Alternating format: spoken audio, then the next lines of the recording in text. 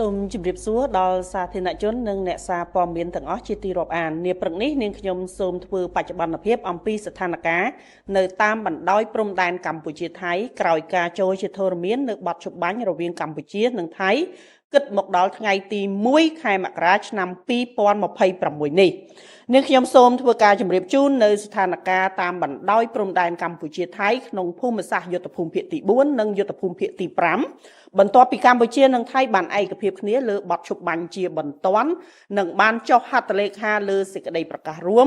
និងបានចូលជាធរមានកាលពីវេលាម៉ោង 12:00 នាទីថ្ងៃត្រង់ម៉ោងនៅក្នុងស្រុកនៅថ្ងៃទី27ខែធ្នូឆ្នាំ2025គិតមកដល់វេលាម៉ោង 8:00 នាទីព្រឹកនេះស្ថានភាពនៅជួរមុខមានសភាពស្ងប់ស្ងាត់ជាមួយគ្នានេះកងកម្លាំងរបស់យើងបាននឹងកំពុងបំពេញតួនាទីរបស់ខ្លួនជាមួយនឹងស្មារតីប្រុងប្រយ័ត្នខ្ពស់និងបន្តតាមដានដោយយកចិត្តទុកដាក់យ៉ាងខ្ជាប់ខ្ជួនបំផុតដើម្បីការពារអធិបតេយ្យបូរណភាពទឹកដីយ៉ាងម៉ឺងម៉ាត់ច្បាស់លាស់និងគោរពយ៉ាងពេញលេញនៅបទឈប់បាញ់ដែលបានឯកភាពគ្នារវាងកម្ពុជានិងថៃជាមួយគ្នានេះនាងខ្ញុំក៏សូមធ្វើការរំលឹកនិងគូសបញ្ជាក់ជូនថានៅក្នុងសេចក្តីប្រកាសរួមនៃកិច្ចប្រជុំពិសេសលើកទី3នៃគណៈកម្មាធិការព្រំដែនទូតកម្ពុជាថៃ GBC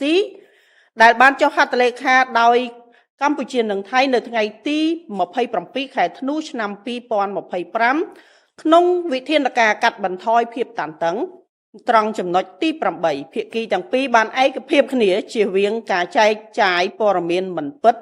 ឬព័ត៌មានคล้ายៗដើម្បីកាត់បន្ថយភាពតានតឹងកាត់បន្ថយសាធារណមតិអវិជ្ជមាន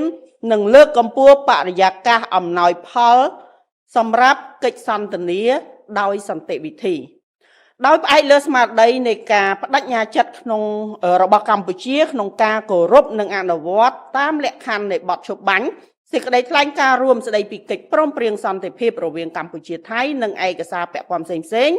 ប្រកបដោយសុឆន្ទៈនិងការទទួលខុសត្រូវខ្ពស់ដើម្បីចូលរួមក្នុងការអនុវត្តវិធានការខាងលើឲ្យមានប្រសិទ្ធភាពក៏ដូចជាគាំទ្រដល់លទ្ធផលនៃសេចក្តីប្រកាសរួមឲ្យបានពេញលេញ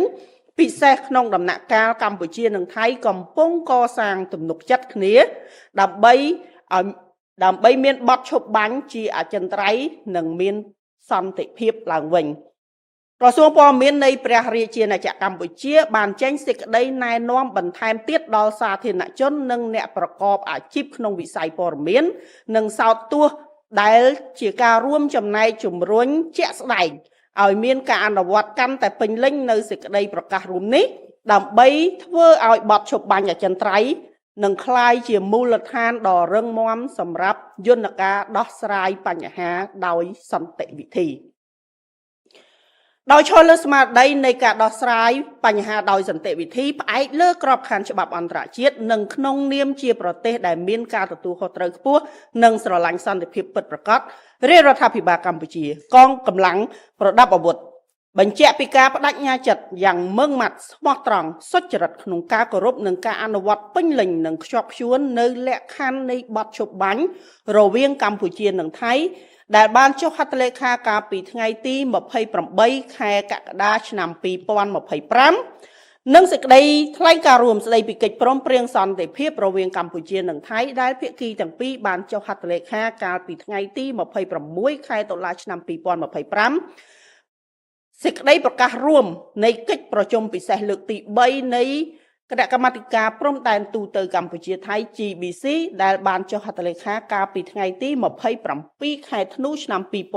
2025និងឯកសារព្រមព្រៀងផ្សេងៗទៀតដើម្បីឆ្ពោះទៅការធ្វើឲ្យប្រសើរឡើងវិញនៃការឆាប់ឲ្យបានឆាប់រហ័សនិងវិលត្រឡប់ទៅប្រក្រតីភាពសន្តិភាពស្ថិរភាពនិងសុវត្ថិភាពជូនប្រជាពលរដ្ឋដែលរស់នៅតាមបណ្ដោយព្រំដែននៃប្រទេសទាំងពីរសូមគូបញ្ជាក់ផងដែរថាបទឈប់បាញ់នេះទទួលបានការគាំទ្រនិងស្វាគមន៍យ៉ាងទូលំទូលាយពីសហគមន៍អន្តរជាតិនិងឆ្លុះបញ្ចាំងពីបំណងរួមសម្រាប់សន្តិភាពក្នុងតំបន់ដែលនេះបង្ហាញឲ្យឃើញពីបំណងប្រាថ្នាមិនត្រឹមតែរវាងប្រទេសទាំងពីរប៉ុណ្ណោះទេប៉ុន្តែពិភពលោកទាំងមូលដែលសុទ្ធតែចង់ឃើញសន្តិភាពស្ថិរភាពនិងការអភិវឌ្ឍ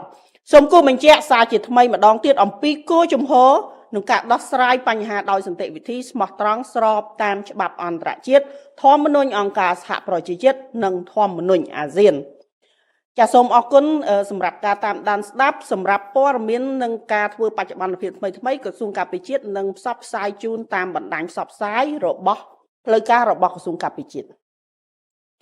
សូមអរគុណចំពោះការតាមដានស្ដាប់នៃការធ្វើបច្ចុប្បន្នភាពនៅព្រឹកថ្ងៃទី1ខែមករាឆ្នាំ2026នេះចំពោះការវិវត្តថ្មីៗនាងខ្ញុំនឹងជម្រាបជូនតាមក្រោយសូមអរគុណនិងសូមជម្រាបលា